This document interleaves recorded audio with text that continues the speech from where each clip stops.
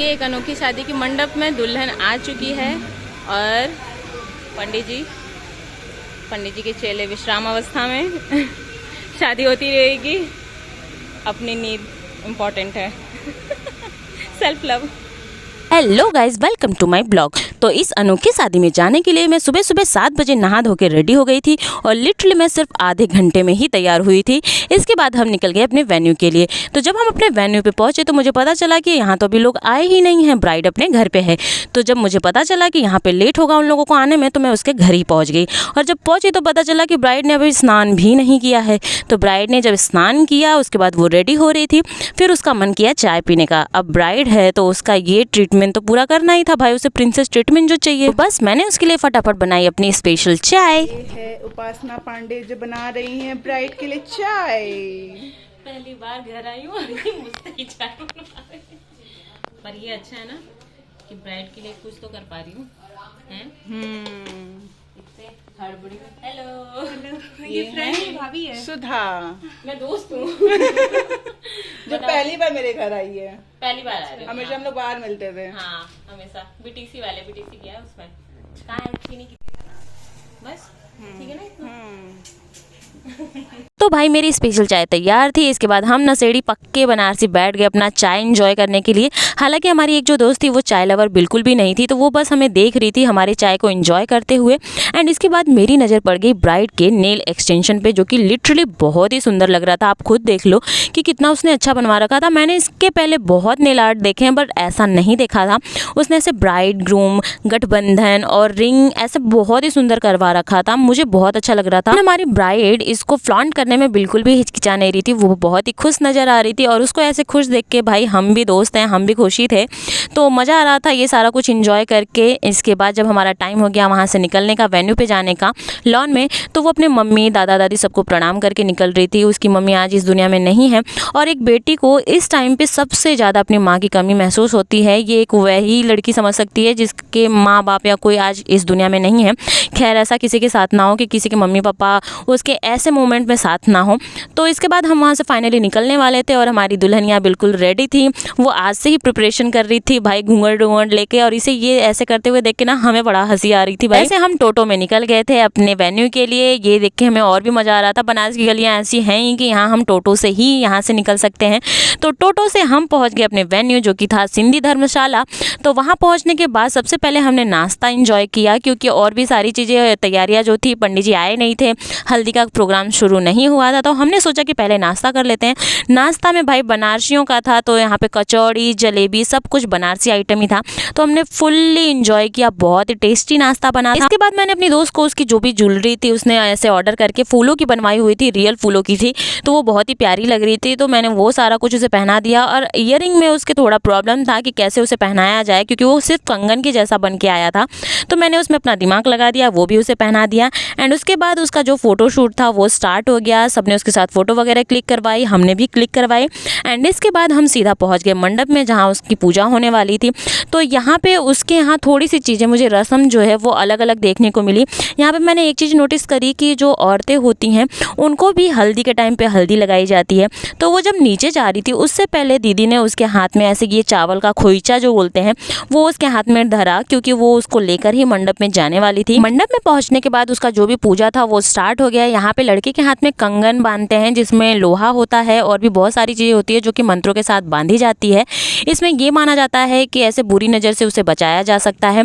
इसके बाद मैंने एक चीज़ और नोटिस करी कि यहाँ पे कुंवारी कन्या जो कि उसकी दोस्त ही थी और भी कोई वहाँ पे नहीं था, तो उसी ने उसके हाथ में ऐसे हल्दी लगाई। ये चीज़ बनारस में भी होती है, मुझे नहीं पता था, क्योंकि मेरे घर पे शायद मुझे तो मेरी बड़ी मम्मी सुहागिनों ने लगाया था। यहाँ पे ये चीज़ भी होता है, यूपी के कई शहरों में और भी होता है।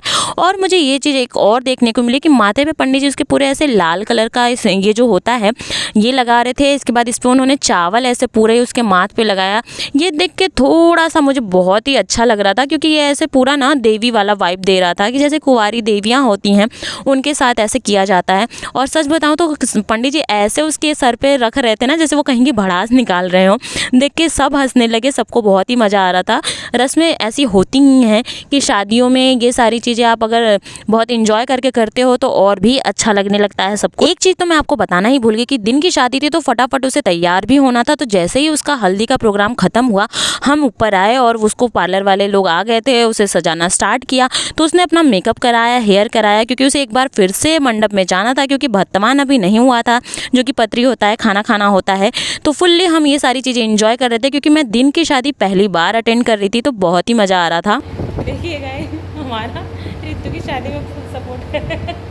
हम सोच के शादी करवा रहे हैं। रितु कहाँ हो तुम? सोच के मेकअप हो रहा है।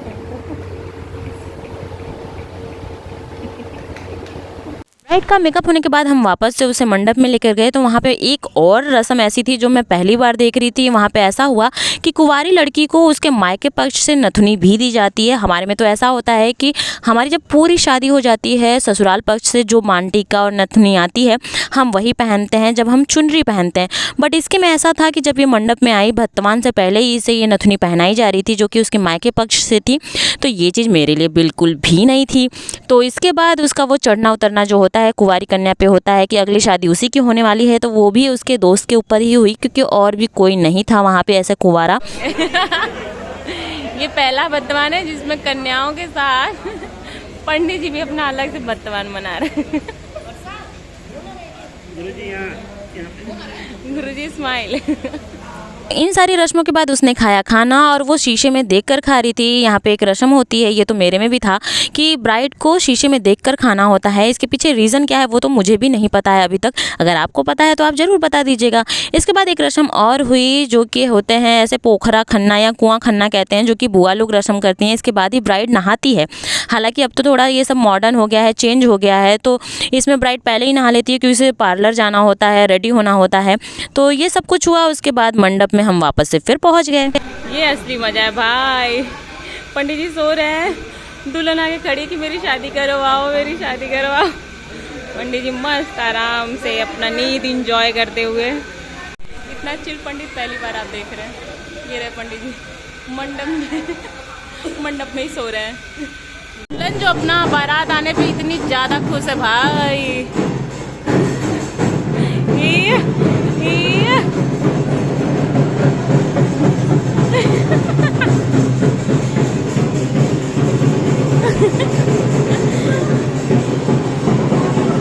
उधर बारातियों की धूम, इधर दुल्हन अपने में मस्त।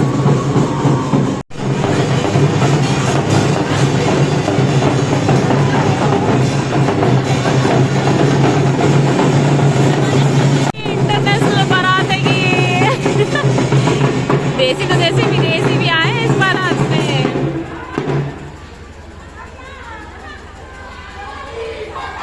हर हर महादेव।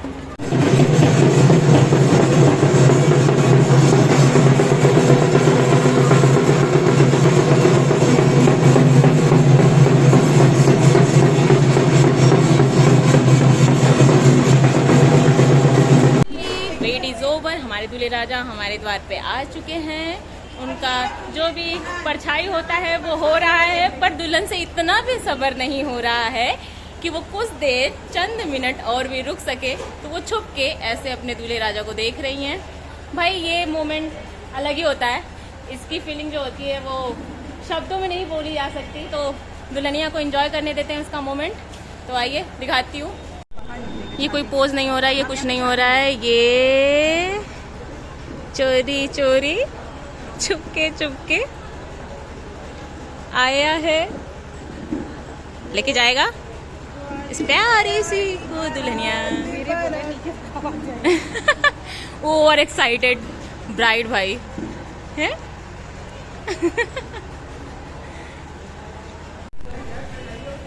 भाई ये दोनों अपना बैचलर वाला मोमेंट लास्ट टाइम पे एंजॉय कर रहे हैं, क्योंकि इसको पता है कि इसके बाद ये इसकी बेस्टी किसी और की होने वाली है। और ये हमारे दूल्हे राजा अपने सालों की सवारी करते हुए आगे बढ़ रहे हैं। इनके हाथ में मुझे कुछ देखने को मिल रहा है, ये मैं पहली बार देख रही हूँ। ऐसे ये लेके क्यों आते हैं जो हाथ में लिया हुआ है? ये तो हमारे लावा पर्सन में ऐसी चीजें होती है जो लावा पर्सन के आगे, हाँ लावा परसते हैं, वो होता है। इनको मुंह ढक के आना है क्या? ऐसा ही कुछ। ढको ढको ढको, मुंह ढको।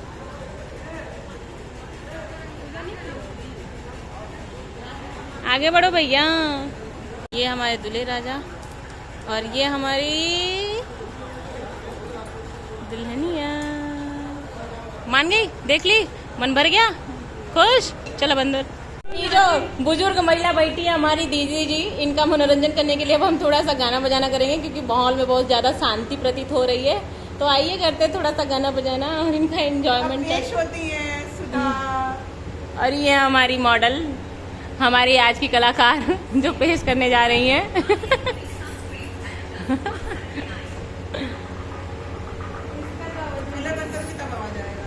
दोस्तों के रहते हुए ब्राइड बोर कैसे हो सकती है, तो बस उसकी बोरियत को दूर करने के लिए हमने उसके साथ डांस किया और हम संगीत में नहीं जा पाए थे तो वो कमी भी पूरी हो गई। तो साथ में हमने बहुत इंजॉय किया, मैंने डांस किया, उसकी और दोस्तों ने डांस किया, साथ में उसकी भाभी ननद जो भी थे, जो सीधे सीधे आते जा रहे थे, सब साथ में डांस करते जा रहे थे।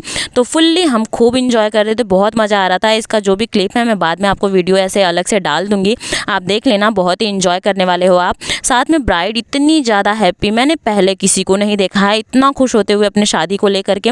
हालांकि भाई शादी के बाद रिस्पॉन्सिबिलिटी थोड़ी बढ़ जाती है तो ठीक है, वो बात की बात है, पहले एंजॉय कर लेते हैं। एंड इसके बाद अब बारी थी दूल्हे राजा की मंडप में आने की। तो दूल्हे राजा मंडप में आ चुके थे, शादी की जो भी रस्में होती हैं वो स्टार्ट हो चुकी थी। तो हमने बैठ के सारी रस्में देखी। मैं पूरे टाइम वहाँ पे नहीं थी क्योंकि मुझे घर भी आना था, लेट हो रहा था। तो जितना मैं देख पाई मैंने देखा। शादी की सारी रस्में एक तरफ और सालियों का जूता चुराई वाला रस्म एक तरफ, तो इसे हम कैसे छोड़ के आ जाते। तो हमने ये भी किया। हालांकि इसमें हमारा साथ दिया हमारी भाभी ने, तो हमने उनकी मदद से ये जूता पा लिया था और इसको हमने छुपा दिया ताकि हमें नगद मिलने में भाई कोई दिक्कत ना हो। हालांकि उसके लिए हम रुक नहीं पाए थे। इसके बाद हमारी ब्राइड भी आ चुकी थी और ब्राइड और ग्रूम दोनों इतना स्माइल कर रहे थे एक दूसरे को ना भाई, मतलब बाकियों की नज़र जाए या ना जाए, मेरी तो फुल्ली इन पे ही नज़र थी। तो चलो इनकी शादी होती रहेगी, ये आगे इंजॉय करते रहेंगे। तो इस वीडियो को यहीं एंड करते हैं, मिलते हैं नेक्स्ट वीडियो में, तब तक के लिए बाय बाय।